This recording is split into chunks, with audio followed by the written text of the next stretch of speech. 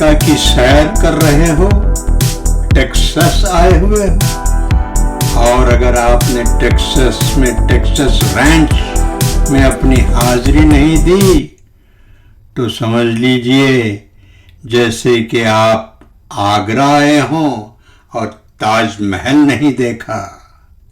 تو ناظرین، چلیے میرے ساتھ ٹیکساس کے ایک رینچ میں۔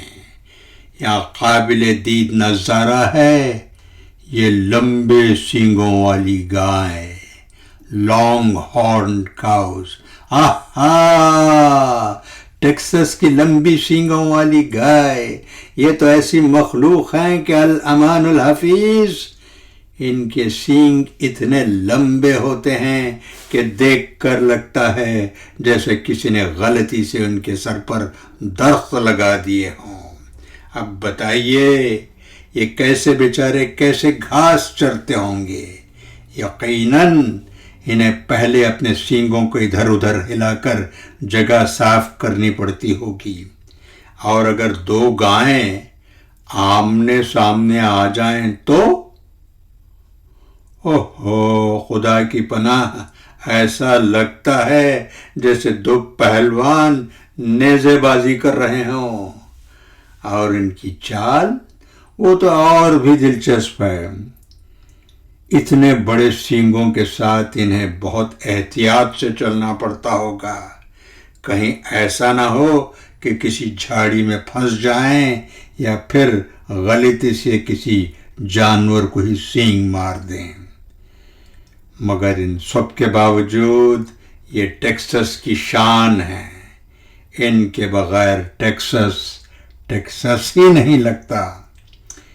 انہیں دیکھ کر ایسا لگتا ہے جیسے پرانے زمانے کے کوئی جنگجو اپنے ہتھیار اٹھائے گھوم رہے ہوں۔ بس فرق اتنا ہے کہ ان کے ہتھیار قدرتی ہیں اور انہیں استعمال کرنے کے لیے کسی تربیت کی ضرورت نہیں ہوتی۔ تو جناب، اگر آپ کو ٹیکساس میں کوئی لمبی سینگوں والی گائے نظر آ جائے تو ڈرنے کی بجائے ہنس دیجیے گا۔ یہ قدرت کا ایک مزاحیہ شاہکار ہے۔ ٹیکساس کے کاؤبوائز بھی عجیب مخلوق ہیں۔ دھوپ ہو یا چھاؤں، ان کے سر پر ایسا ٹوپا ضرور برجمان رہتا ہے جیسے کوئی اڑن تشتری اتر گئی ہو۔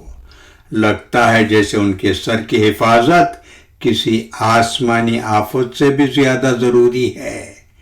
اور ان کی چال، واہ بھائی واہ، ایسے اکڑ کر چلتے ہیں جیسے پوری دنیا ان کی جیب میں ہے، اور ان کی جینس اتنی تنگ کہ دیکھ کر لگتا ہے جیسے خون کی گردش ہی اور رک گئی ہو۔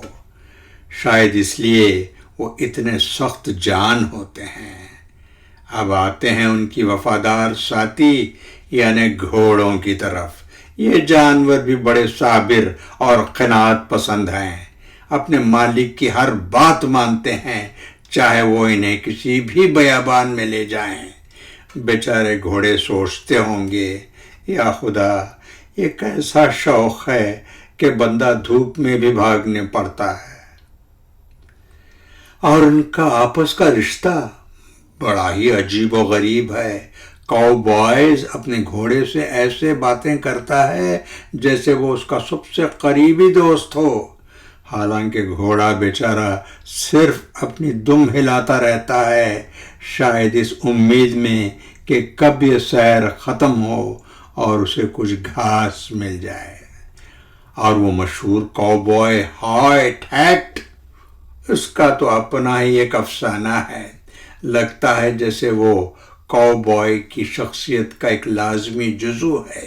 اگر کسی کاؤبوائے کے سر پر ہیٹ نہ ہو تو ایسا لگتا ہے جیسے کسی نے چاند کو تارے کے بغیر دیکھ لیا ہو۔ وہ ہیٹ صرف دھوپ سے بچانے کے لیے نہیں ہوتی، بلکہ یہ تو ان کی پہچان ہے، ان کا وقار ہے، اور شاید ایمرجنسی میں پنکھا بھی بن جاتی ہوگی۔ تو جناب یہ ہیں ہمارے ٹیکساس کے کاؤ بوائز، اپنے گھوڑوں اور اپنی انوکھی ٹوپیوں کے ساتھ۔ ایک ایسا تماشا ہے جسے دیکھ کر ہنسی بھی آتی ہے اور ان کی ہمت کی داد بھی دینی پڑتی ہے۔ آخرکار اتنی دھوپ میں گھوڑے پر بیٹھ کر ادھر ادھر گھومنا بھی کوئی آسان کام نہیں۔